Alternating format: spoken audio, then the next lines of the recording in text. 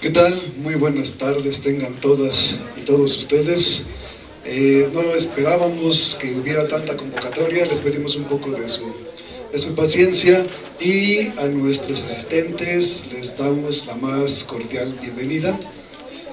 Para quienes no me conocen, me presento rápidamente. Soy Pablo del Toro, soy el subdirector de investigación de la Preparatoria Agrícola. A nombre de la maestra Lavinia Enide Heredia Espinosa, nuestra directora, les doy la más cordial bienvenida a nuestros invitados y por supuesto les agradezco mucho su asistencia. La directora no pudo estar en este momento, se encuentra en Durango atendiendo otros asuntos de la universidad, pero les manda su saludo. Y también por supuesto tengo que agradecer el poder de convocatoria y la organización de este evento a sus profesores, la maestra Rita y el maestro Fernando, quienes se encargaron de coordinar, organizar todo este evento. Vamos a tratar de hacerlo un poquito dinámico y un poquito rápido en consideración a que somos muchos y de esa manera, bueno, no tengamos que preocuparnos por el hacinamiento y el golpe de calor. Pero bueno, como subdirector de investigación me toca dar un pequeño mensaje, hacer una breve reflexión en torno a este evento, su importancia y su trascendencia. Hasta donde tengo memoria, no se había dado un foro de exposición y análisis como este dentro de la preparatoria. Sí ha habido otro tipo de ponencias de carácter internacional, pero casi siempre relacionadas con la agronomía, particularmente con recursos naturales, con el tema del agua. Recientemente se llevó a cabo un foro nacional también, pero hasta donde tengo memoria es la primera vez que en la preparatoria abordamos un tema tan importante en términos históricos y tan trascendente como el tema de Palestina. Entonces celebro la asistencia y sobre todo el interés por parte de los profesores, el hecho de que estén ustedes aquí como estudiantes de la preparatoria, porque muchas veces he escuchado comentarios por parte de generaciones mayores, de alumnos egresados. Uno de los problemas a los que se enfrenta el estudiante de la Universidad Autónoma Chapingo allá afuera es la falta de conocimiento de lo que está ocurriendo en el mundo.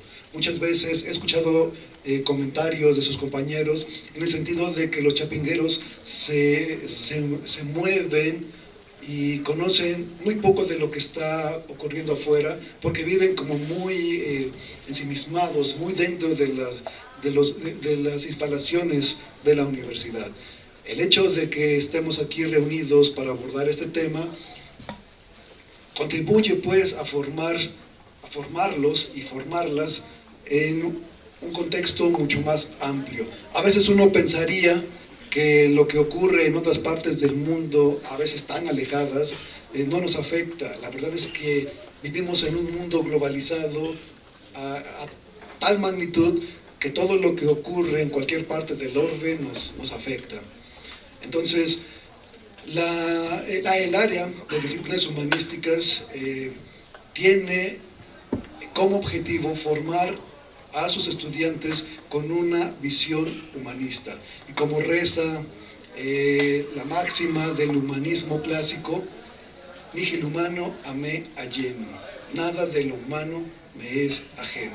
Y la mesa que está en este momento es un ejemplo de cómo todo lo que ocurre en el mundo de alguna manera nos toca. Entonces, sin mayor preámbulo, quiero darle el micrófono a la maestra Rita y al maestro Fernando, quienes van a moderar nuestra mesa para que nos presenten a nuestros invitados y brindémosles un fuerte y caluroso aplauso.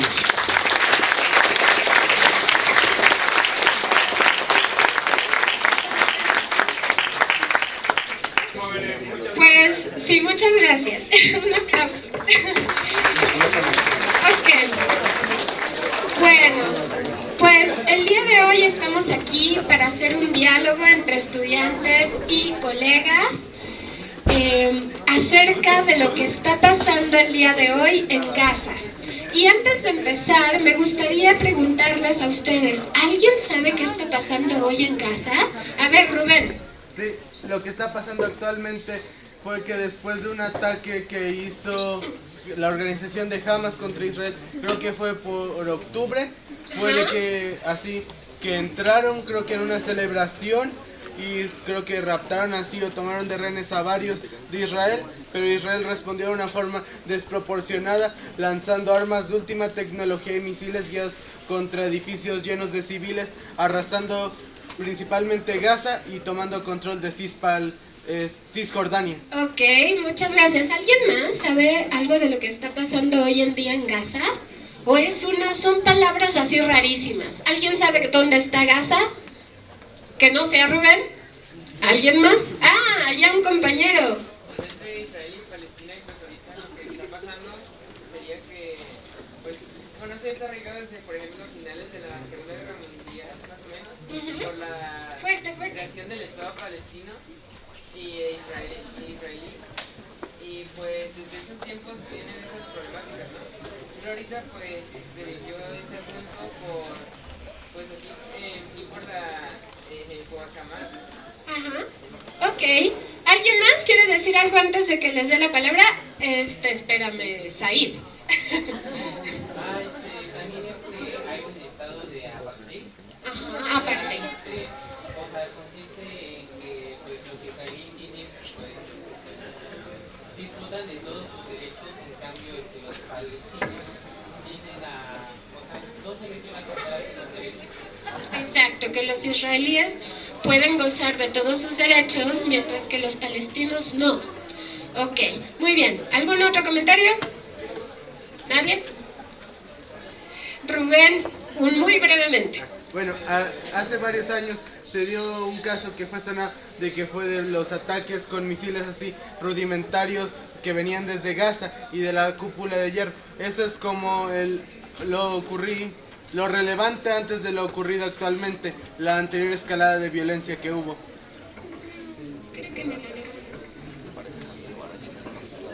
A ver, queremos someter a votación algo. Hay muchísima gente que quiere entrar. Hay más de 70 afuera. Y no cabemos. Y todavía faltan los de un grupo mío que se fueron a comer. Entonces, nos están proponiendo mudarnos a un auditorio más grande. ¿Les late? Los de Catacumbas, ¿sí? ¿A Catacumbas? Sí. Pues primero está el profesor Fernando. ¿Ya lo conocen? ¿Quién de aquí lo conoce?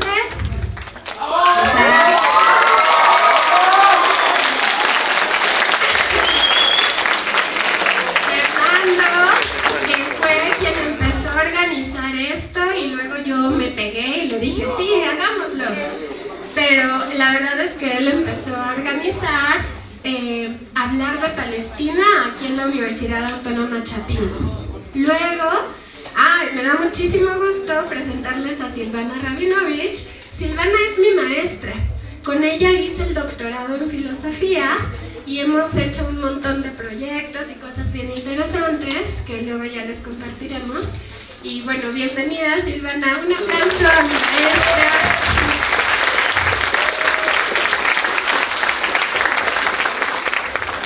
Ella viene de la UNAM, por cierto. Y también nos acompañan hoy Shadi Rojana, que viene del Colmex, el Colegio de México, y Marcela Landazábal Mora, que viene de la Comisión Nacional de Derechos Humanos. Imagínense qué invitados de lujo tenemos. La idea de hoy es platicar acerca de lo que está pasando en Gaza.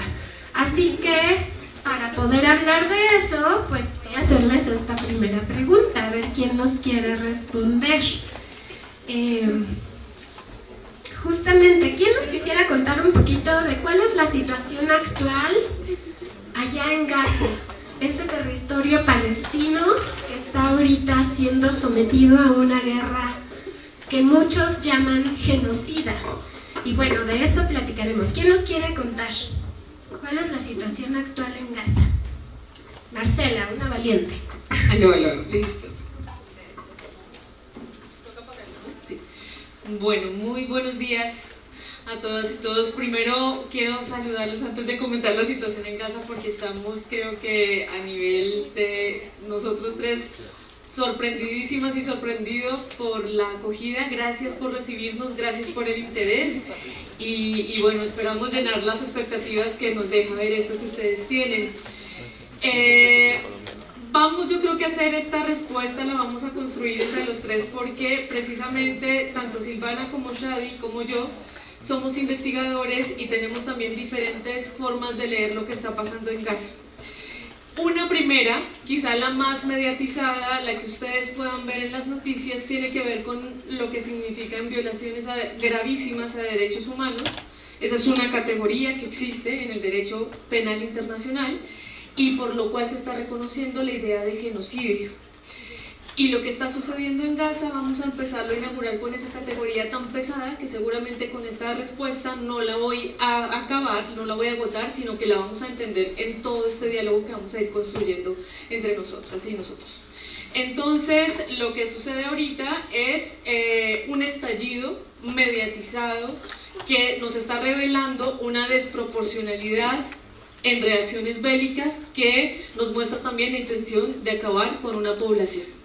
Lo primero que quiero dejarles claro, esto no empezó el 7 de octubre del 2023, no empezó por Hamas, no empezó solamente por un ataque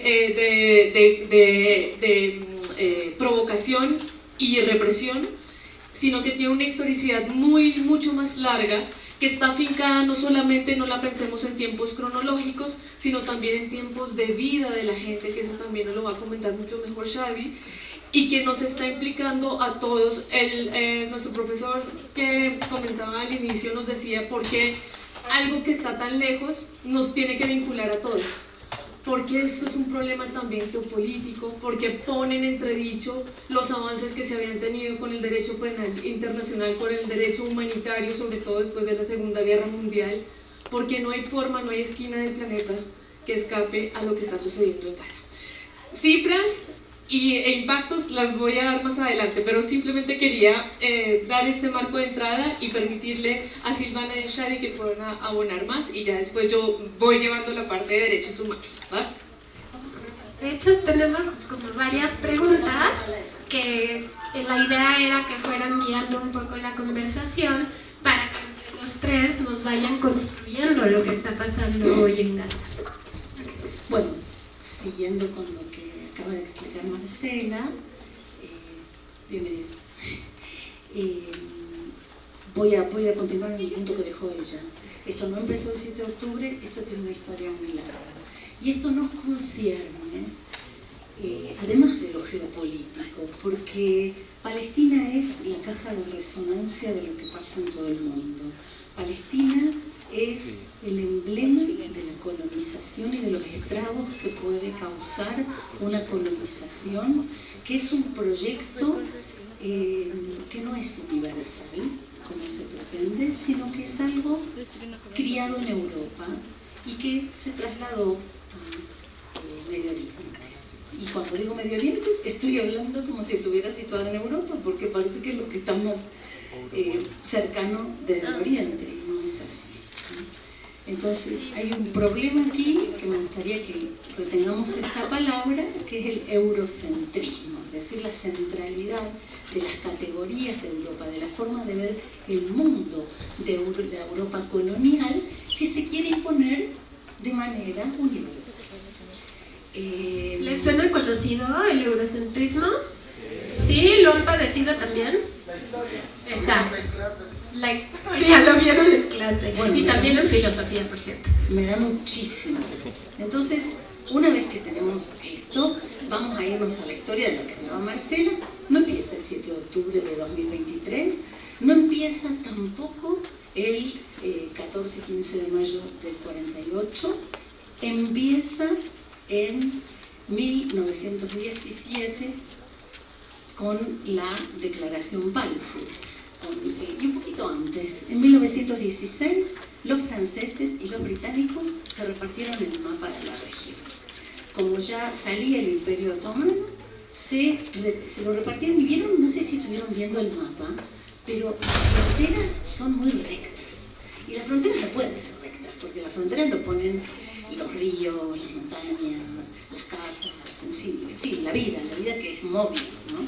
Pero esas fronteras son especialmente rectas, porque fueron elaboradas en un escritorio, con reglas y escuadras, por potencias que dijeron, vamos a dividir esta región de seres menores de edad, digamos, que no tienen la autonomía, la capacidad, ¿no?, de ser como nosotros. Hay otra palabra que me gustaría incluir acá, que fue acuñada por un intelectual palestino llamado Edward Said, y es el orientalismo. No sé si lo han trabajado. Bueno, ¿se acuerdan algunos que tomaron filosofía conmigo el semestre pasado? Que hicimos un ejercicio en el que les dije, a ver, si yo digo la palabra árabe, ¿cómo se lo imaginan? ¿Se acuerdan de ese ejercicio? Y cosas que salieron ahí y que dijimos que tenía que ver con esta palabra de orientalismo, con esos estereotipos que se han creado sobre ciertas personas y que no tienen que ver con la realidad, que es súper diversa. Bueno, entonces, orientalismo, para decirlo así, de una manera un poco brutal, pero para acordarse, es racismo, ¿sí? Es el desprecio del otro por ser otro, y es considerarse y agrandarse, inflarse a uno mismo a costa del otro. Con una visión claramente orientalista, ante un problema que había, porque los judíos eran perseguidos en Europa, y ese es un asunto europeo, el antisemitismo, que lo vamos a empezar a entender como ese rechazo a los judíos. Por supuesto no lo era de los palestinos y no lo era tampoco de muchos de los judíos, incluso sionistas. Y en lugar de ser una organización política que no fuera la del Estado Nacional de apropiación del territorio, habían propuesto hacer una confederación de comunidades autónomas, otra relación con la tierra. Eso a las Naciones Unidas no le gustó y entonces partieron la tierra. Le dan más tierra a la minoría judía y menos tierra a la mayoría palestina originaria, que hasta ese momento incluso habían podido vivir bien, juntos, dirimiendo problemas como cualquier sociedad.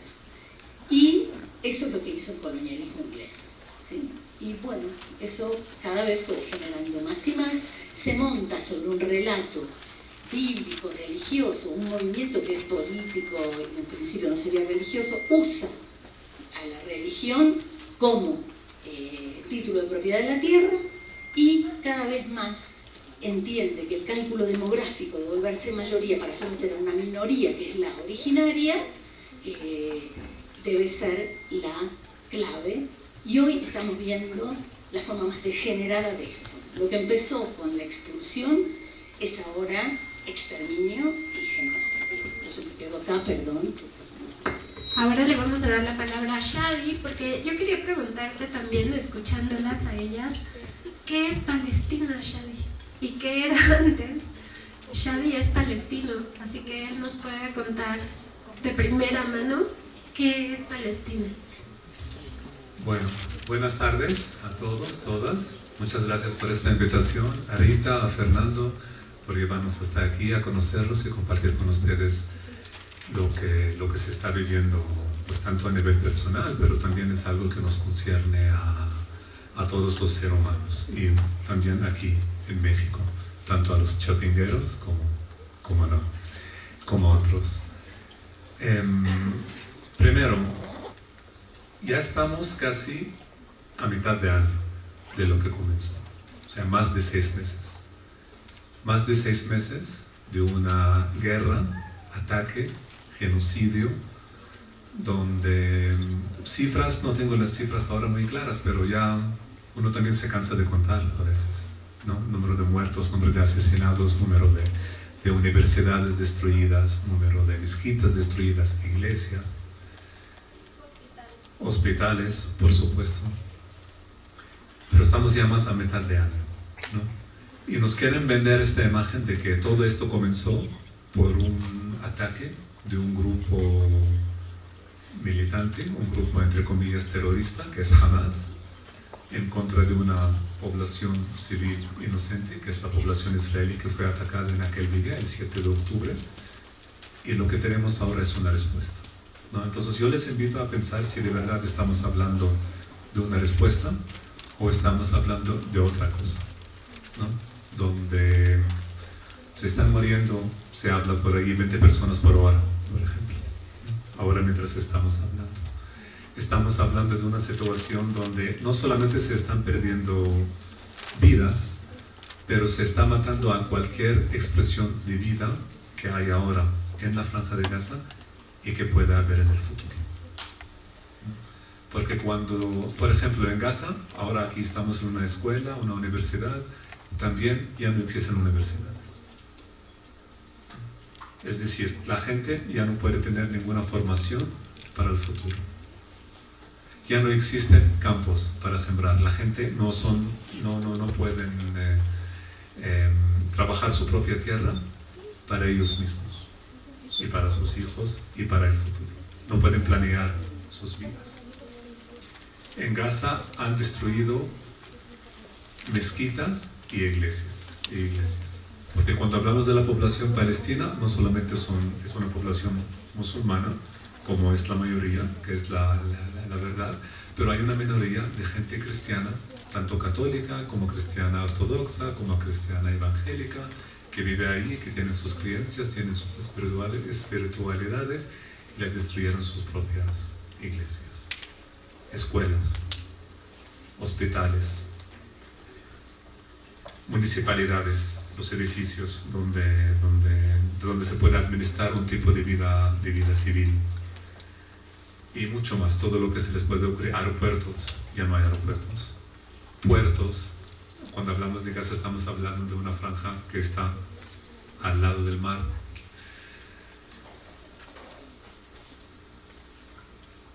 Y mucho más, ¿no? Ya no, uno también se cansa de contar porque uno está contando nada más muertes. ¿Y por qué es relevante para hablar de esto acá en México? Además del hecho de que, bueno, ya hemos escuchado un recorrido histórico de lo que está pasando allí, que es un recorrido histórico largo, de toda la época moderna o nos concierne a la época en la que estamos viviendo a todos. Pero además de esto, el Estado, que es el Estado israelí, que está masacrando a las personas, es un Estado que tiene relaciones directas con el país en el que estamos viviendo, aquí en México. Hay relaciones militares, hay relaciones de inteligencia, hay relaciones de agricultura, hay relaciones de espionaje, hay relaciones entre academias, universidades. Sería bueno ver acá qué tipo de relaciones tal vez hay entre la universidad y algunas instituciones en el Estado de Israel, que todas, de una forma u otra, contribuyen a este genocidio, a esta matanza del pueblo palestino. Hay casos emblemáticos, hay casos que ya los sabemos de Pegasus, que es el sistema de espionaje que se usa aquí en México. Es un sistema que fue desarrollado en el Estado de Israel. Por ejemplo, también sabemos que la inteligencia que se usa, la tecnología que se usa para construir el muro entre Estados Unidos y México es una inteligencia o están copiando algo que ya existe en el Estado de Israel. La compañía de cemento famosa por todo el mundo, Cemex, ¿no? de cemento, parte de su cemento se está usando por el Estado de Israel para crear los muros, para crear todos los mecanismos de opresión que existen ahí, y hay mucho más del que no sabemos. Por esto este es algo también que nos concierne, es decir, ustedes pueden ser involucrados de una manera u otra con lo que está pasando ahí sin saber, ¿no? Y sin querer formar parte de esto. Y en cuanto a la pregunta de qué es Palestina, es una pregunta que, bueno, yo soy palestino, yo no elegí ser palestino, nadie elige la identidad que tiene, sería la identidad nacional, étnica, ¿no? Nacimos en esto y a veces incluso la religión nos la imponen y a ver qué hacemos con esto, ¿no? Cuando ya cobramos conciencia, qué es lo que debemos hacer, o sea, preguntarnos por qué somos lo que somos y qué hacemos con eso, qué es lo que aceptamos, qué es lo que no aceptamos con nuestra propia realidad. Pero en el caso de Palestina se trata de un país normal, Se trata de gente normal, tanto como ustedes. Yo soy exactamente igual como ustedes, ¿no? No es un pueblo que se cree que es mejor que otro, tampoco es un pueblo que se cree que es inferior que otro. No es un pueblo que cree que tiene una historia muy larguísima y por eso merece algunos privilegios. No es un pueblo que se está fijando en el color de su piel y dice que por eso merecemos una cosa u otra. Es un pueblo normal que le tocó vivir una situación que pudiera haber tocado a cualquier otro pueblo, ¿no? Y como pueblo, pues nos identificamos no tanto por quiénes somos, porque al final somos individuos, somos un pueblo de individuos como cualquier otro. Nos identificamos por contrastes, por espejos, ¿no? Por cómo nos ven, por cómo nos clasifican, por este tipo de cosas, ¿no? Y hoy ser palestino significa pertenecer a un pueblo que está sufriendo un genocidio perpetuado por el Estado de Israel, y punto, ¿no? Yo no intento intelectualizar más mi identidad nacional, porque las identidades nacionales uno les pone cosas, les quita cosas según se le antoja, ¿no? Muchas veces los gobiernos lo hacen, los estados lo hacen, los partidos políticos lo hacen, y con nosotros los palestinos igual. Entonces nosotros, en este momento, lo que nos identifica es formar parte de un pueblo que está siendo masacrado, ¿no? Porque todo el pueblo está siendo atacado. No solamente la Franja de Gaza, sino todo el pueblo palestino, sea donde esté donde esté, está siendo bajo este ataque. Bueno, primero quería decirles que el profesor Fernando fue corriendo a su cubículo por su compu porque queremos mostrarles el mapa, ¿no? Para que se comprenda bien de qué estamos hablando, cuál es la Franja de Gaza, cómo se dividió este territorio, etc. Pero hay una palabra que se ha repetido ya muchas veces: genocidio. Y antes de preguntarle a Marcela, que ella trabaja derechos humanos y nos puede explicar muy bien qué significa, me gustaría saber si alguien de ustedes ha oído la palabra genocidio antes. ¿Ah, sí? Rubén. Muchos que ocurrieron en África durante la... ¿podemos prestarles el micrófono libertad a los chicos?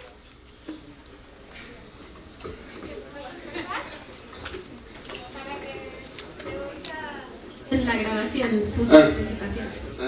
He escuchado la palabra genocidio varias veces. Principalmente el más conocido es el de los judíos durante el nazismo. También en Latinoamérica, el que fue por el gobierno unitario de Roa de la conquista del desierto. También en los que ha habido en África, el genocidio camboyano, que fue después de que creo que unos como comunistas extremistas llegaron al poder y Vietnam tuvo que invadir Camboya para así quitar ese gobierno que mató como a 2 millones de muertos. También el genocidio que hubo en China por parte de los japoneses, también en Corea del Norte. A ver, vamos a ver, muchas gracias Rubén, vamos a ver si alguien más ha escuchado la palabra genocidio y si sabe de algún otro genocidio. ¿Nadie? A ver Jaime, y luego el compañero, ¿cómo te llamas, compañero? ¿Isaías? Isaías después de Jaime, por favor. Pues mencionando lo que dijo Rubén, sí también se ha escuchado respecto a lo que fue el nazismo y pues como tal la palabra que, bueno, por lo que tengo entendido es matar a muchas personas en masa, ¿no? Puede ser.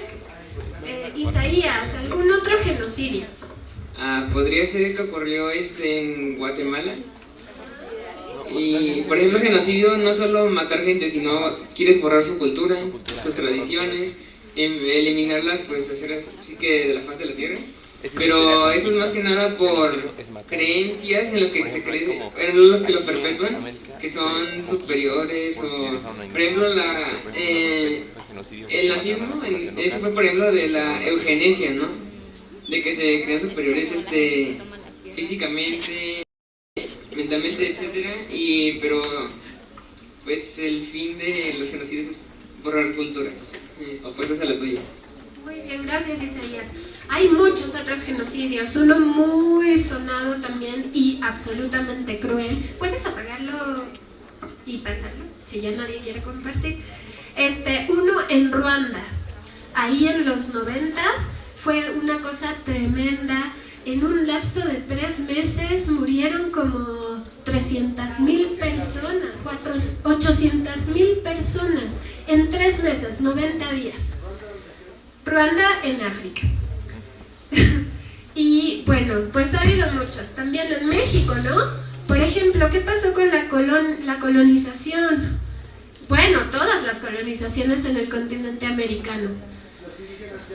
Claro, los indígenas yaquis. A ver, Isaías. Exacto.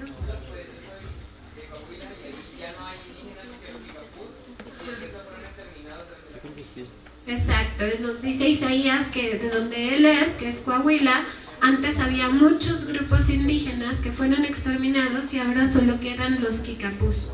Y bueno, ahora sí, Marcela, ¿qué es el genocidio? Porque ya nos dieron algunas pistas. Bueno, me alegra también ver que hay más referencias, digamos, de genocidio que no son precisamente las que ya Silvana comentaba, la que Israel quiere capitalizar, que es el genocidio judío. Cuando fue esta dominación nazi, no fue solo un genocidio judío, fue de otras poblaciones también que estaban en Alemania, minorizadas por sus condiciones étnicas, raciales, incluso cosmogónicas, llámese población gitana, llámese población, habían más poblaciones también que estaban perseguidas, ¿no? Entonces, este llamado que Silvana hace a la claridad es fundamental para entender también qué otros pueblos junto al pueblo judío en Alemania padeció este genocidio. Pero vámonos, me interesa hacer también una aclaración. El genocidio lo podemos tomar desde una perspectiva, digamos, más académica, históricamente ampliada, filosóficamente ampliada, y otra que es la que se ampara en el derecho internacional. Y el derecho internacional lo que hace es tomar una categoría que sirva como una referencia universal para decir esto es o no es genocidio. Y eso termina siendo de cierta manera llamémoslo así, un uso técnico de la palabra. Le quita complejidad en muchos casos. Entonces por eso vemos que hoy las noticias todos los días nos hablan de genocidio y concretamente no sabemos qué es un genocidio. Desde luego está esta intención del exterminio cultural, pero no solo es un genocidio por el exterminio cultural, por el exterminio masivo, por el exterminio por razones de superioridad racial, etc. El genocidio concentra una complejidad muy estructurada de sistematicidad, de ejercer un daño en otro que no es naturalmente otro, sino construido ideológicamente como otro. Esto es fundamental, porque naturalmente ningún pueblo es superior a otro. Es una construcción que se va abonando año tras año y va minando la psiquis. Por eso es tan importante la cuestión cultural que ya Isaías nombraba. Y se va naturalizando que hay uno que es más humano o con una humanidad con más derechos, y ahí nos metemos al campo del derecho, que otra. Ahora, la Corte Penal Internacional lo va a definir muy técnicamente como la intención de exterminio total o parcial, o sea, para que sea un genocidio no tienen que matar a todo el pueblo, pero total o parcial de un pueblo por otro. Tiene que haber una desigualdad también en términos de, porque se dice y se insiste, no es una guerra, es un genocidio, porque una guerra se da supuestamente, la suposición es que se tiene que dar entre dos bandos que tengan por lo menos igualdad de condiciones de armamento, de trato internacional y demás. ¿Qué pasa con Palestina e Israel? Palestina ni siquiera tiene un territorio reconocido. Si pensamos en Palestina, que es una pregunta tan compleja que es Palestina, también Palestina puede ser una nacionalidad imaginada y errante en su propia tierra, porque ha sido colonizada. Eso también puede ser Palestina.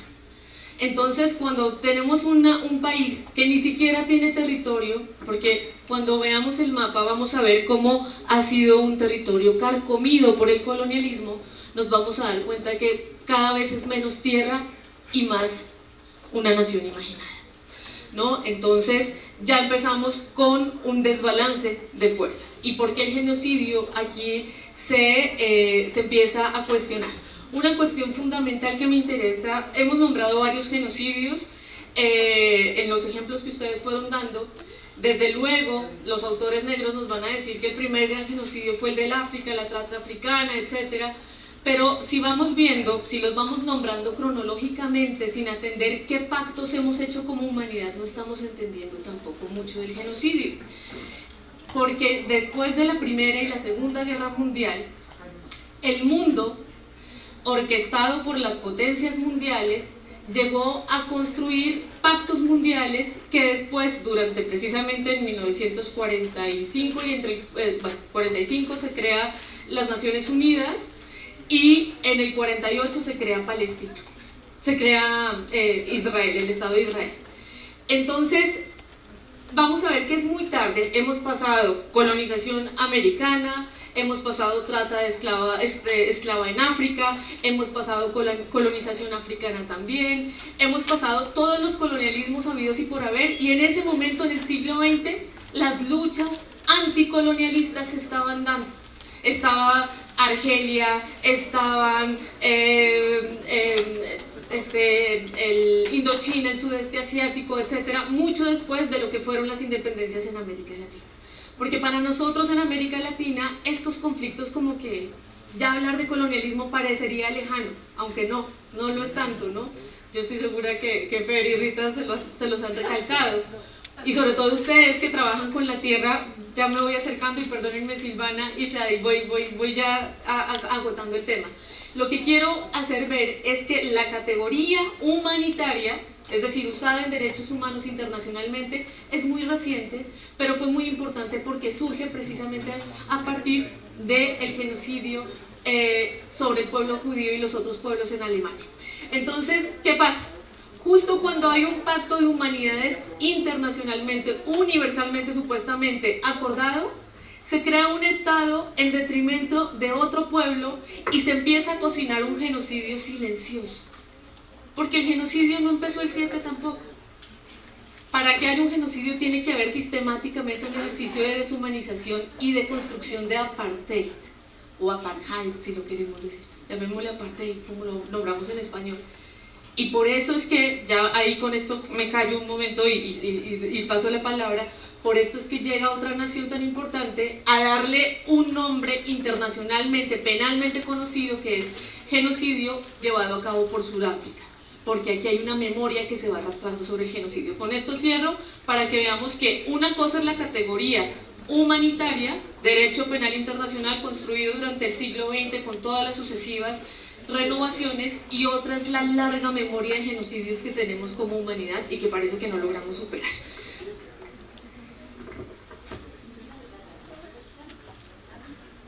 Sí, a mí me gustaría agregar algo desde el punto de vista ético.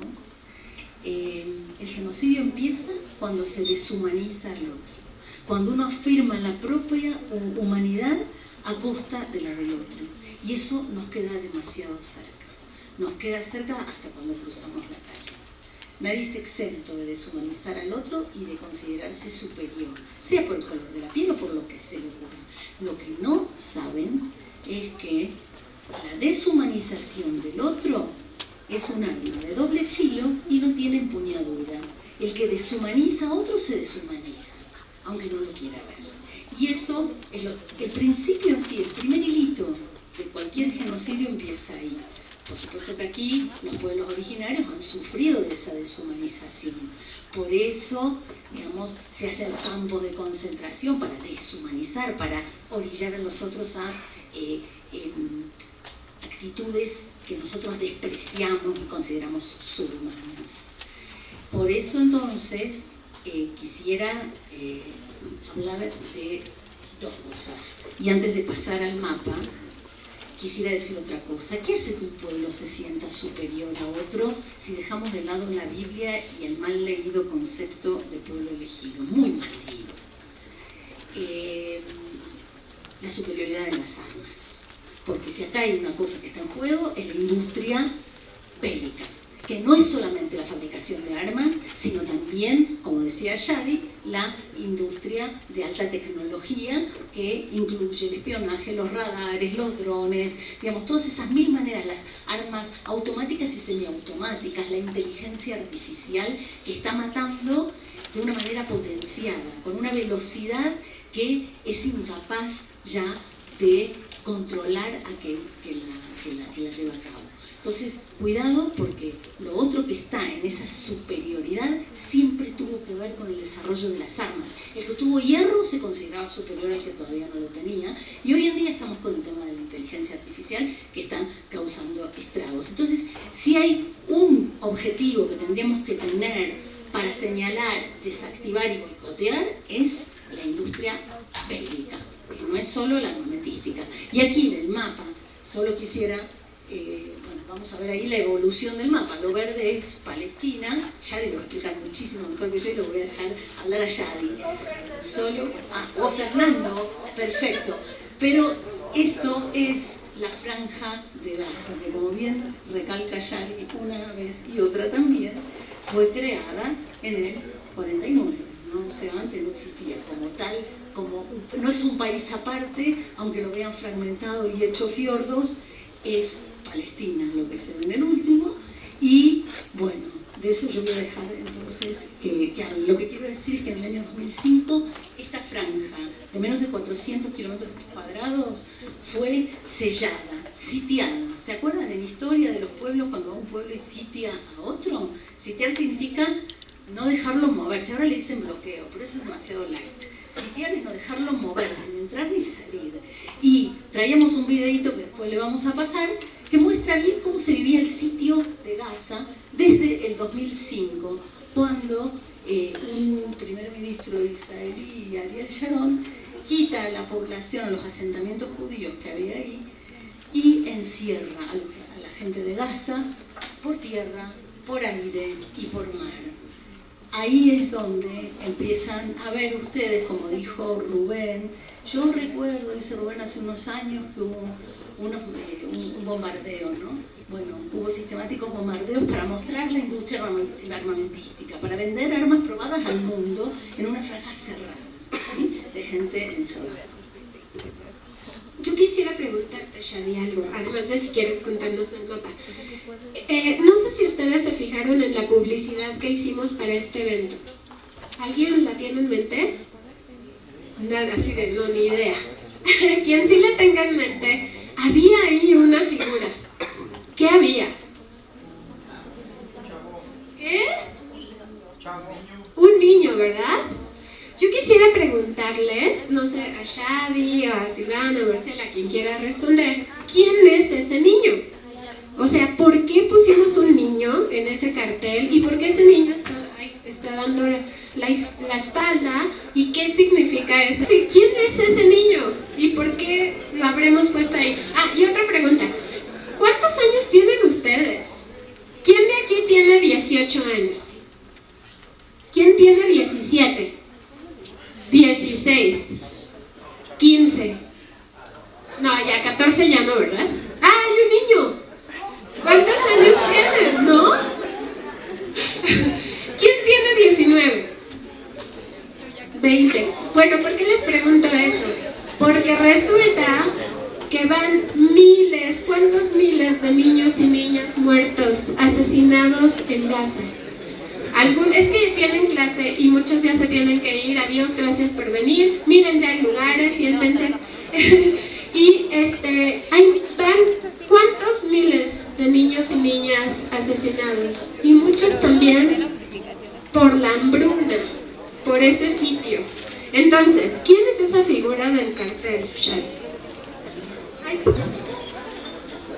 Bueno, para contestarle la pregunta que hace Rita, es una pregunta que me gusta mucho porque ya estamos entrando en terreno que es un poco diferente, que es... y esta pregunta me gusta mucho porque es una pregunta que muy poca gente hace o piensa cuando estamos viviendo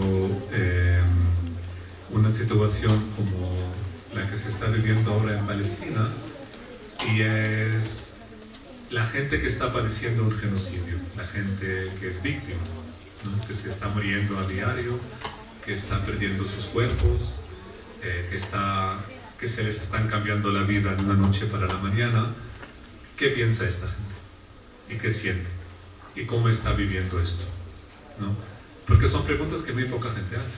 Ahora en la guerra, para darles un ejemplo, por ejemplo, ahora en la guerra con Gaza, si van a buscar un artículo, si van a buscar un video en la red, si van a buscar la mayoría de las cosas, les van a mostrar mapas, la mayoría de la gente les va a hablar de antisemitismo y de la historia de los judíos, la mayoría de la gente les va a hablar de la historia mundial, ¿no? Y muy poca gente va a preguntar, pero esa gente que está viviendo, ¿cómo se llaman? ¿Cómo están viviendo lo que están viviendo? ¿No? Y también a nivel político, ahora el pueblo de Gaza, los palestinos en Gaza, que están viviendo en esta franja de tierra que vemos, que señaló Silvana hace poco allí, ningún político les está hablando. Ni los políticos palestinos están hablando con ellos, dirigiéndoles la palabra, decirles, bueno, están viviendo esto, les pedimos que hagan tal y tal, estamos solidarios con ustedes, etc. Nadie lo está diciendo. De los políticos árabes nadie lo está diciendo, de la ONU, de los políticos europeos, incluso latinoamericanos, nadie dirige la palabra a esa gente. Y esto nada más agrava la situación porque esta gente se siente sola. Además de toda esta historia, pues se siente sola, ¿no? Que es la situación que estamos hablando. Entonces el gesto de poner a este niño en el cartel es un buen gesto en este sentido porque expresa un poco el sentimiento, cómo sienten los palestinos. Se trata de un niño que se llama Handala en árabe, ¿no? Porque los palestinos hablamos un idioma que es el árabe. Handala es un fruto muy parecido al cactus, de cierta manera muy amargo, que crece en Palestina, no sé si es endémico de Palestina, ¿no? pero crece en la tierra de Palestina. Y un artista palestino que se llamaba Najel Ali, originario de Palestina, del norte de Palestina, de una zona, de un pueblito que se llamaba Shajara, que significa árbol, y que en el 48, cuando se creó el Estado de Israel, junto con su familia, junto con su pueblo, fueron expulsados para fuera de Palestina.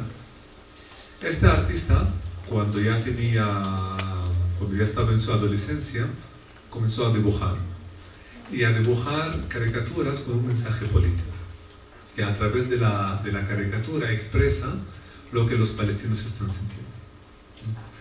Y a través de estas caricaturas que estaba dibujando, estaba haciendo una crítica política, tanto a los israelíes y tanto a los líderes palestinos mismos y tanto a la vida de los palestinos. Antes yo les había dicho que somos un pueblo normal, los palestinos, y como un pueblo normal, como cualquier otro pueblo, nos matamos entre nosotros, y este artista Najel Ali fue matado por un palestino. Y este palestino fue enviado por un líder político palestino porque lo criticó en una caricatura, el famoso Yasser Arafat, por ejemplo. Nada más para que sepan que también somos pueblo normal y no somos ángeles, ¿no? También nos podemos matar entre nosotros, pero este artista fue asesinado por un asesinato político. Desde los comienzos de sus dibujos, Najel Ali comenzó a dibujar a este niño porque para él este niño representó lo que los palestinos han vivido en 1948, que es la expulsión y la vida en los campos de refugiados. Porque cuando expulsaron a los palestinos en 1948, no había quien los reciba. Ningún país los quiso recibir como gente normal, gente igual. Entonces les hicieron campos de refugiados allí, viviendo de una forma temporal, esperando su retorno, que es su derecho, a su propio país y a sus propias aldeas. Lo que Najel Ali, el artista, quiso decir con la imagen de este niño es: este niño va a seguir con su cara, estar de espaldas hacia el mundo hasta que le den su derecho de volver a su propio país. Es el niño que llevamos cada palestino, cada palestina, con las espaldas al mundo hasta que nos den la posibilidad de retornar de volver a Palestina, a la aldea, a la ciudad, ¿no? Y este niño se volvió un símbolo para la lucha palestina, para la existencia palestina, de lo que viven de lo que vivimos los palestinos. Y ya lo tenemos ahí dibujado, ¿no?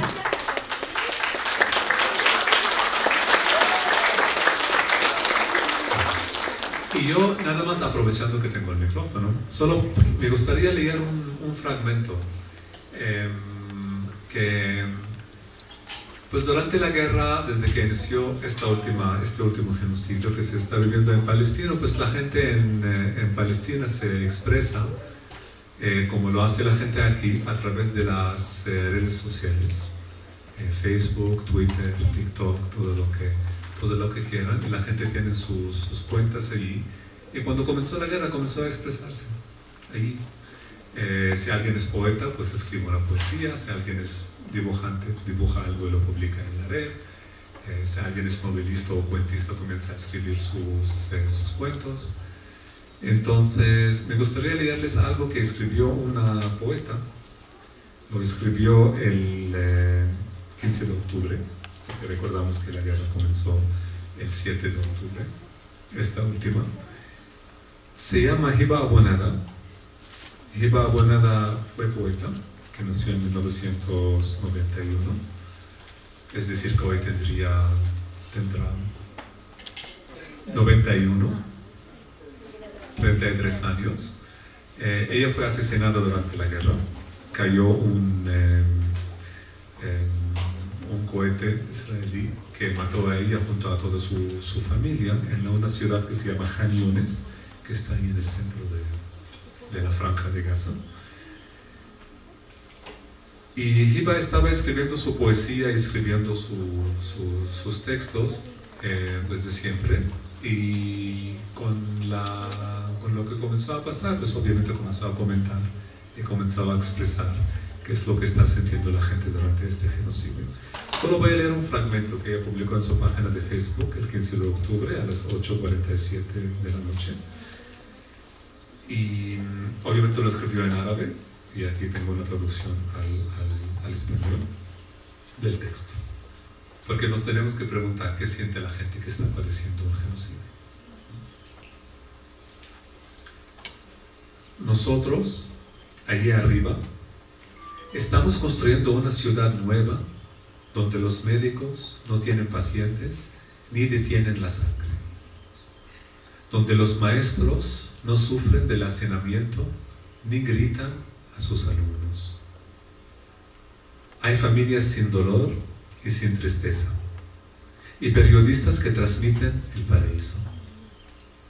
Hay poetas que escriben sobre el amor eterno. Todos son de Gaza, todos. En el paraíso se está formando la nueva Gaza, que existe sin ningún bloqueo. Es alguien que está diciendo, ¿no? Como que el momento de esto que están viviendo, todavía quieren construir algo, quieren construir una vida, quieren construir una nueva casa, ¿no?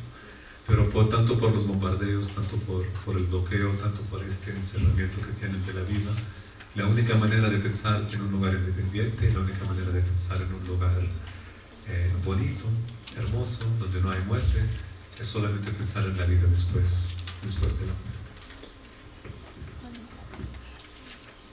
Bueno, nos quieren compartir algunas cifras, datos, pero yo quería mostrarles... lo que pasa es que Silvana tiene un proyecto que se llama Heteronomías de la Justicia, y como siempre es muy hospitalaria y generosa, nos invita a sus alumnos. Y bueno, pues entre las cosas que hemos hecho fue hacer una exposición precisamente donde aparece Handala.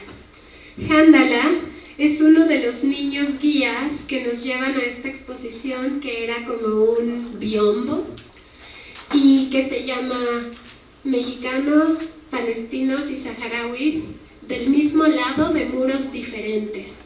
Porque precisamente también aquí hay muros, también aquí ha habido genocidios, también con los saharauis, que son un pueblo del norte de África, al que Marruecos despojó de su territorio, viven también situaciones similares. Aunque por supuesto ahora la situación en Gaza y en Cisjordania es tremendamente más intensa, ¿no? Y bueno, por eso es tan importante seguir hablando de Palestina.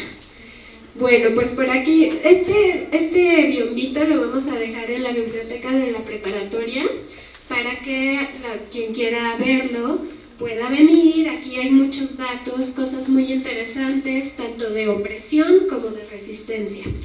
Y bueno, más adelante una propuesta que teníamos era quizá ver si podríamos traer la exposición aquí a Chapingo. Es algo que tendremos que proponer y gestionar, y bueno, vamos a hacer más cosas.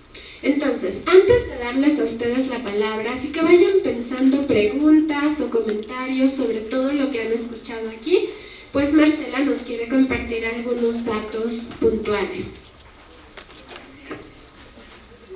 Gracias, Rita. Bueno, ¿por qué yo me guardé la cuestión de las cifras, que es tan mediática y tan... A veces lo que queremos saber es cifras para calcular el efecto de un evento bélico?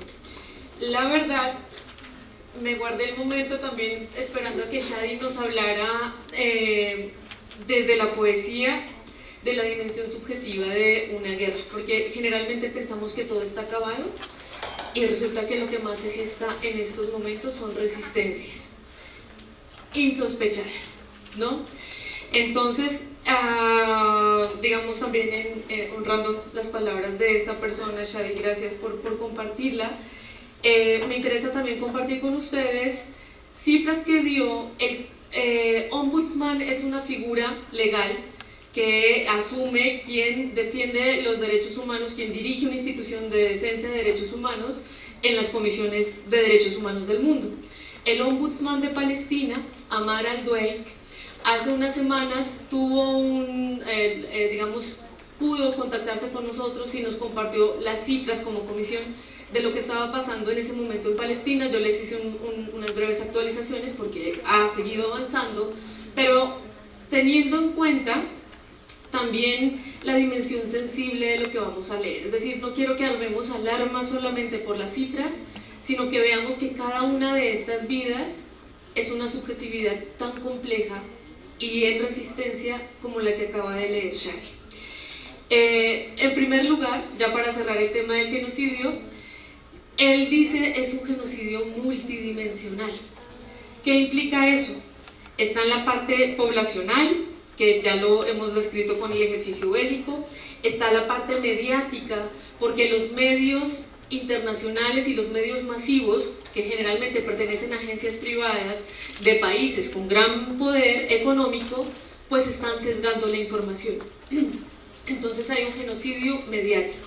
Lo vimos también con la aniquilación de periodistas en Gaza y con la aniquilación histórica de toda fuente de información que se atreva a rebatirle la información a Israel. Entonces según esta Amar al-Dueik, que es esta autoridad, hay un genocidio mediático, está desde luego el genocidio cultural, que implica empezar por el arrasamiento de las culturas propias, como el cultivo de ciertas especies específicas de las poblaciones campesinas palestinas, que por ser desplazadas no pudieron de pronto seguir cultivando sus tradiciones en otros lugares más complejos, menos estables, menos fértiles, como pudo haber sido Gaza, por ejemplo.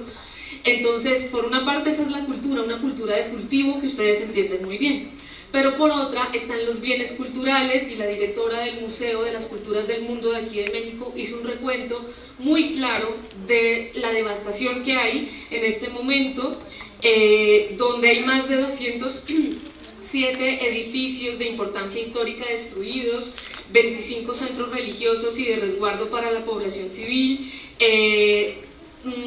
más de 100 personas del ámbito académico, es decir, profesores y profesoras, han sido asesinados, y gran cantidad de iglesias que son milenarias, porque recordemos que aquí estamos hablando también de un lugar específico para la construcción de la historia universal. Perdón. Exacto, de Tierra Santa. Bien, y por otra parte, lo que estamos viendo es que en medio de la narrativa de toda esta guerra, que parece que en este momento se concentra en Rafah, que empezó en la ciudad de Gaza, al norte de esa pequeñísima franja de Gaza, pequeña la pienso porque ustedes son mexicanos y mexicanas, entonces la idea del espacio aquí es otra, pero esto es un espacio, un territorio muy pequeño y muy complejo, y al norte de Gaza empieza la invasión y va bajando hacia Rafah, progresivamente.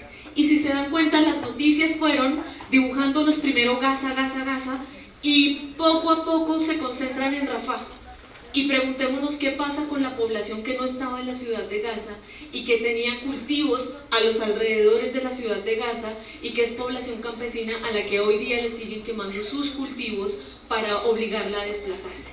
Entonces, estos son los efectos de la guerra. Hoy día llevamos más de 34.000 víctimas asesinadas, sin contar con 12.000 heridos de gravedad. Muchos tienen que salir de Gaza y obviamente no van a sobrevivir, más o menos se calcula que no van a sobrevivir 9.000 personas.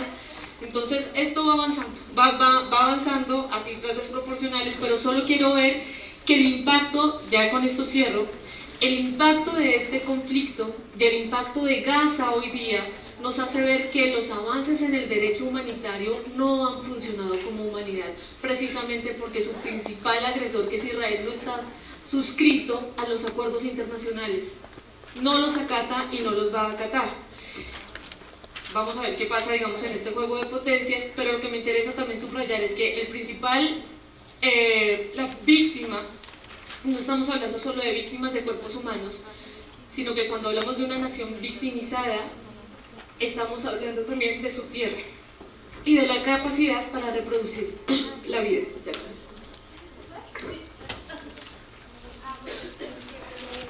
Muchas gracias a Emiliano, Miguel y Martín, que nos ayudaron, ya se tienen que ir a clase, pero nos ayudaron a repartir estas postales.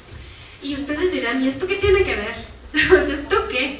Ah, tiene mucho que ver. Bueno, esto es un mar hecho ahí con tela, pero si van para atrás, dice Proyecto Heteronomías de la Justicia, que es el proyecto que dirige Silvana y que hizo esta exposición, el que tradujo con la ayuda de Shadi y otros compañeros el poema de Mahmoud Darwish que trabajamos en la clase de Introducción a la Filosofía.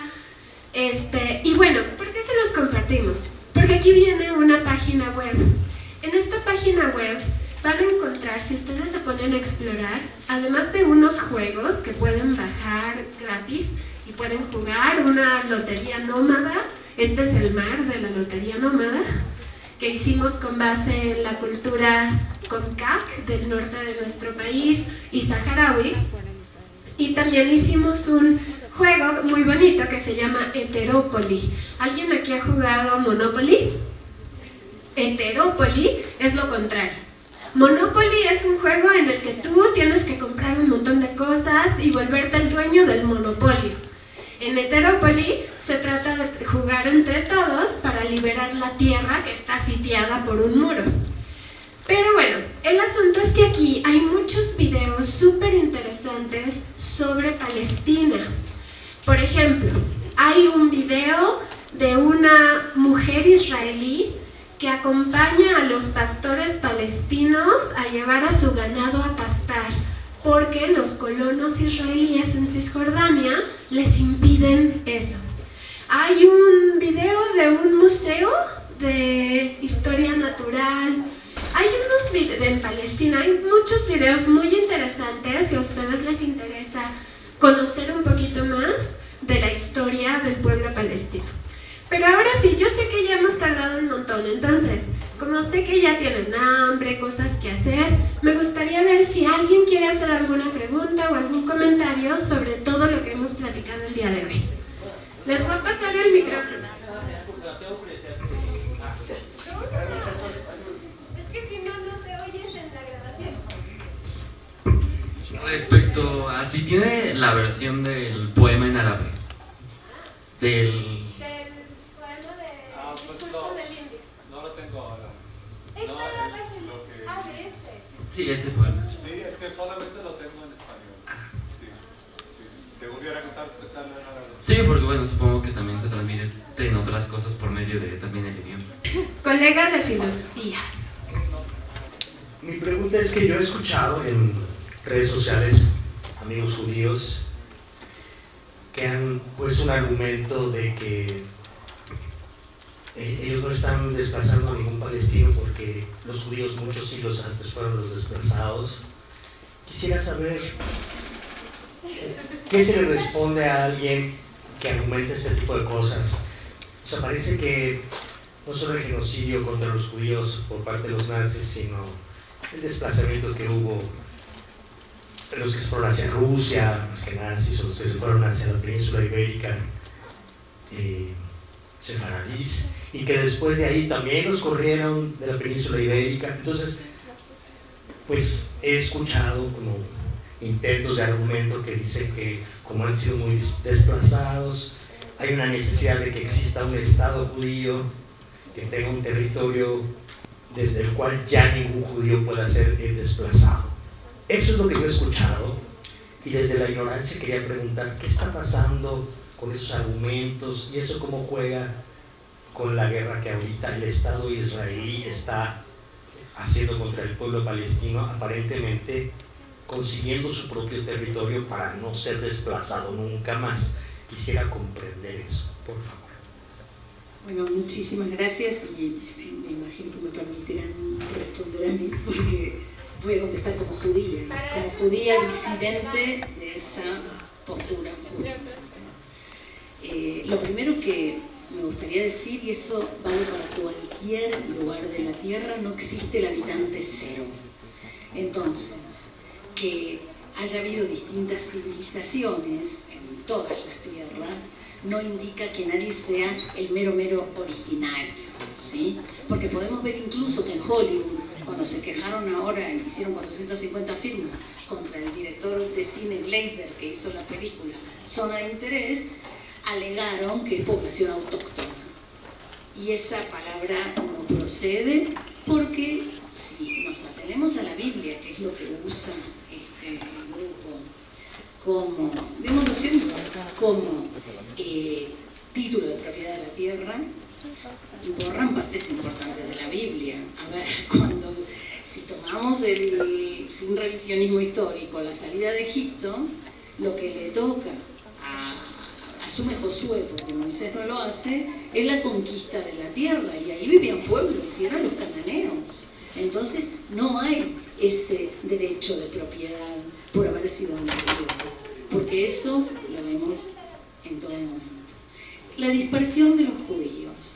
El sionismo asume, esto lo explica muy bien un historiador israelí antisionista, Non Ras-Karakotsky, conocido como Nono. Él lo que explica es que el sionismo asume justamente la postura del cristianismo, esa ambivalencia que tiene el cristianismo respecto del judaísmo. Porque ustedes saben que cuando el cristianismo, los evangelios son el Nuevo Testamento, ¿no? Y el Nuevo Testamento se llama a sí mismo así por el Antiguo. Llamar Antiguo Testamento a la Biblia hebrea ya es un posicionamiento cristiano. Bueno, el cristiano, la diferencia entre el cristiano y el judío es que el cristiano considera que Jesús fue el Mesías, mientras que el judío considera que no, que el Mesías todavía no llegó y que Jesús era un profeta de Dios, ¿no? Que criticaba la injusticia. Ahora, el cristianismo europeo colonial ve con bastante condescendencia a los judíos, porque dice, ay, son hermanos mayores que nos heredaron algo muy valioso, que es esto que llamamos Antiguo Testamento, pero no han sabido valorar quién era el Mesías y la redención. El sionismo hace lo mismo. El sionismo mira a los judíos que a lo largo de más de un milenio vivieron entre un montón de culturas que los hospedaron, que les dieron sus lenguas. Ustedes saben que las distintas lenguas que hablan los judíos del mundo se escribían con letras hebreas, pero por ejemplo el judeo español, las canciones de Jaramá, ¿no? Esas del sefaradí, se escriben con letras hebreas, pero es un español antiguo. El yiddish es como un alemán antiguo escrito con letras hebreas. El judeo árabe es un árabe escrito con letras hebreas, y que cuando traduce la Torá, a Dios, en vez de llamarlo Jehová, lo llama Allah, y no pasa nada, ¿no? Los judíos lo leen, y lo leen muy bien, y a Moisés lo llaman Rasul, Allah, es decir, el enviado de Dios. Entonces, estos judíos que vivieron en las lenguas de todos los países que los hospedaron y que guardaban el hebreo como lengua ritual nada más, que no era una lengua muerta, pero sí ritual, de golpe el movimiento sionista que dice, esto es una anomalía, o sea, siglos de convivencia, a veces más pacífica, a veces menos, pero no importa. Todos esos siglos de convivencia son una anomalía. Vamos a volvernos normales, como todos los pueblos. Vamos entonces, uno, a sacar de las sinagogas el hebreo y a llevarlo a la calle. Bueno, primer problema, ¿qué hacemos con todos los siglos que esa lengua no vivió? Dice el padre de la renovación de la lengua hebrea, hay que sacarla del árabe, obviamente es la lengua más cercana, pero los europeos no pueden con el árabe porque es muy difícil y entonces empiezan a desnaturalizar, ¿sí?, las posibilidades, las potencialidades que tenía el hebreo. Se llevan, empiezan y dicen, vamos, ahora sí vamos a ser normales, porque todos esos judíos que vivían como huéspedes en otras culturas, en realidad no desarrollaban todas sus potencialidades. Vamos a ser el país más seguro para los judíos, y es el país más inseguro para los judíos. Es el país donde uno construye un muro creyendo que deja encerrado al de afuera y no se da cuenta que vive encerrado todos los días. Es digamos, una forma de vida donde se asumen, dicen que jamás pone de escudos humanos al pueblo palestino, cuando ellos en realidad lo que nos están recriminando y reclamando a los judíos del mundo que no estamos viendo ahí, es que ellos son nuestros escudos humanos y que ellos están ahí en esa actitud colonial absolutamente no judía, absolutamente negadora de una diáspora que creó una religión y una cultura y un montón de costumbres muy variadas, porque como bien decía, pasan por todo el mapa y son vecinas de distintas culturas pero muy diferentes entre sí. Todo eso se borra para una identidad que aplasta cualquier diferencia, que no logra hacerlo, y entonces para poder llamarse a sí misma quién es, tiene que determinar a su enemigo. Y determinar al enemigo, ¿sí?, hay un cierto canibalismo cultural, es comerse al enemigo. Y comerse a ese que llama enemigo se va apropiando de las comidas, de las danzas, de la cultura. Y lo israelí es palestino. Nunca llega a ser israelí, ¿sí? Pero aparte, lo que tenemos es esa negación de las diásporas, y la más importante de todas es esa en la que judíos vivieron por más de un milenio en sociedades musulmanas, entre árabes, hablando árabe con acento judío, como dicen ellos, que fueron arrancados por este movimiento europeo que les dijeron, no, el lugar de los judíos es ahí en Tierra Santa, como dicen, y tierra prometida a Abraham. Abraham era el padre de un primogénito que se llamaba Ismael, y después un hijo más chico que se llamaba Isaac. Es decir, que la tierra tampoco. Tiene que cuidarse mucho el sionismo, el uso que hace de la Biblia. Y lo último que tenemos entonces es cuando llegan estos judíos árabes al lugar donde la gente hablaba árabe, ¿sí?, y donde podían ser los traductores naturales, los que conocían la moral, las costumbres, los que iban a poder establecer un diálogo, llegan y esa mirada orientalista que dijimos al principio lo ve como seres inferiores, los minoriza y entonces le dicen, no, esa no es tu lengua materna, esa lengua materna es una vergüenza, esa es la lengua del enemigo. Y entonces lo único que vas a poder hacer con esa lengua materna es volverte espía del enemigo. Y entonces vas a ser parte dentro del ejército de unidades terroristas dentro del ejército que se infiltran entre las poblaciones palestinas para alentar, ¿sí?, el miedo, el terror, etc. Entonces, ahí es profundamente insano el sionismo, es profundamente antijudío el sionismo. Primero por lo que decía Nono, que tiene valores cristianos y mira el judaísmo desde el cristianismo, se lo ve mal. Segundo, porque no ve en quien podía llegar a ser la llave para el diálogo, porque había un pueblo que los estaba recibiendo de manera hospitalaria. Si hubieran venido en son de paz, como decía por ejemplo Martín Buber, vengamos a vivir por un plan de buenos vecinos, no queramos volvernos una mayoría. Si fuimos minoría perseguida, ¿cómo vamos a querer ser mayoría perseguidora? No llegan a ser mayoría, y sí son perseguidores. Y entonces eso hace, lo que estamos viendo hoy, que nos tiene a todos horrorizados, impotentes, y bueno, a mí, como judía, me tiene muy decepcionada sobre las posibilidades que pudieron haberse realizado sobre esa suerte de poder ser uno con el otro, ¿sí? Haber venido de países árabes hablando árabe y haber podido ser los que iban a trabajar juntos, hacer una alternativa a la de los estados nacionales europeos, todo eso el eurocentrismo, el sionismo, que es un eurocentrismo al cuadrado, porque es de la Europa central, porque son polacos y alemanes, ¿no? Ha hecho lo que hace la arrogancia y la prepotencia que es típica de la ignorancia. El judío, ignorándose como judío, es el sionista. Muchas gracias, Silvana. Bueno, ya llegamos al final de nuestro diálogo porque ya la mayoría ya se fue a clase, los demás también ya se quieren ir.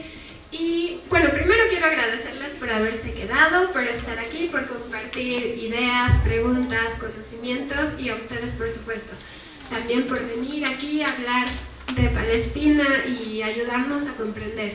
Y entonces, para irnos, quisiera solo hacer una pregunta. ¿Qué podemos hacer para que este genocidio se pare o se detenga? Y que también no vuelva a haber genocidios, ¿no? O sea, que ayudar a detener este genocidio actual, pero también a prevenir otros. Y pues no sé si alguien tenga alguna idea. Acá desde el colectivo de académicas, académicos y académiques con Palestina en contra del genocidio, la idea es precisamente no dejar de hablar de Palestina. Y bueno, pues ojalá ustedes también puedan compartir todo lo que escucharon con otras personas. Pero Jaime sí tiene una idea. Considero que es cambiar la cultura que todos, bueno, en lo que es México tenemos una cultura que es, bueno, o sea, hasta eso, bueno, es buena, pero tenemos frases que hasta eso son negativas y hasta nos llevan a tener conductas violentas como lo de para cabrón, cabrón y medio, esas ideas, pues a que son pequeñas o tú los ves, pues nada más es aquí o nada más es aquí pequeño, es lo mismo que nos lleva a tener ideas violentas y eso se va pasando a problemas nacionales, mundiales. Entonces yo considero que lo principal para poder, tal vez ahorita sí sería hablar más respecto a Palestina para respecto al tema de de Palestina, pero para evitar futuros problemas todos sería fomentar una idea más pacifista, donde reinfundamos el respeto y valores un poco más pacíficos. Bueno, eso siento que, o sea, los mexicanos somos bastante como recibidores, ¿no? Por ejemplo, de todos los migrantes que han estado llegando y todo eso, a pesar de, pues sí, los incidentes que han estado sucediendo, ¿no? Últimamente. Pero aún así como que tenemos esa cultura de recibir, ¿no? Pero como que nos falta, a pesar de eso, ser solidarios, ¿no? O sea, ponernos en el lugar del otro, en lo que está sintiendo el otro. O sea, realmente nada más nos ponemos en nuestro mismo lugar de que no, nada más importamos, no sé, nuestro país, ¿no? Y pues ya fuera de ahí, pues ya no nos importa tanto. Entonces es como meternos más en pues sí, o sea, en la idea que tienen los demás, en lo que están sintiendo los demás. Así de, no, ya, nada, vale. Bueno, también otro sería de que en sí se conociera más de historia de genocidios. Por ejemplo, ahorita muy pocos supieron decir de genocidios. Oye, también, por ejemplo, si les menciono, no sé, como el genocidio de la conquista del desierto, pocos me pueden decir qué es.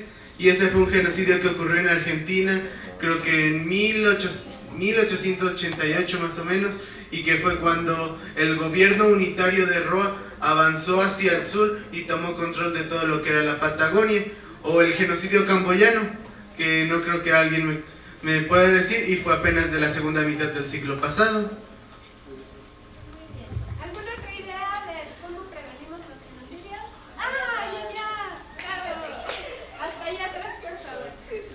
Bueno, más que nada diría que por una parte parte influye también las redes sociales por cómo vemos las cosas, porque mayormente en las redes sociales casi nunca se llega a hablar sobre los genocidios o tener una visión sobre el tipo de situaciones que está viviendo, y siempre centrarnos en nosotros mismos o en las cosas que a nosotros nos importan, cuando en realidad también debemos tener una idea de otros lugares en donde pueden estar sufriendo otras personas por los problemas que hay.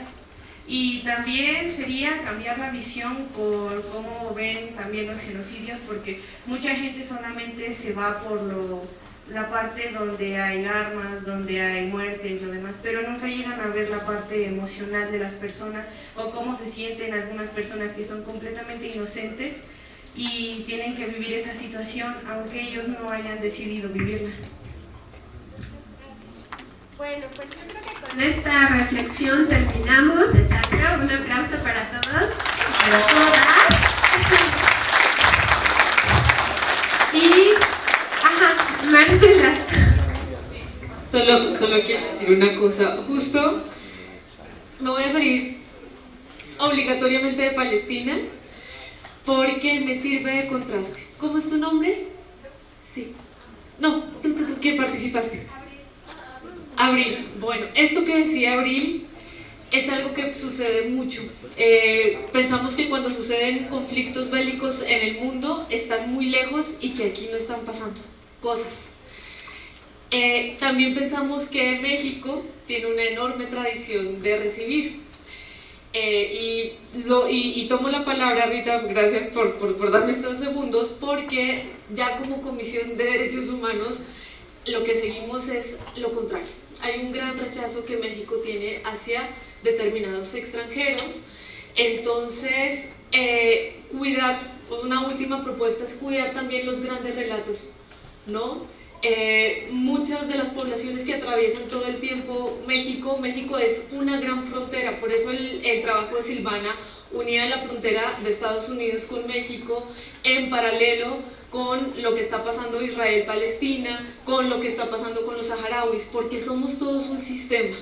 Entonces, pilas con eso. Hay unos materiales que estamos compartiendo de la Comisión Nacional donde precisamente están los derechos de los migrantes. Si ustedes conocen personas migrantes en riesgo, por favor, estos son materiales clave para que sepan cómo ayudarlos, porque a veces no sabemos cómo ayudar, ¿no? Podemos hablar de las violencias, pero no sabemos cómo ayudar. Ahí están los números y solamente esta ya es la última cuñita para que reciban estos documentos y sepan cómo apoyar, o ustedes si están en una situación de riesgo también pues pueden reaccionar, ¿no? Esto es lo único que... Muchísimas gracias.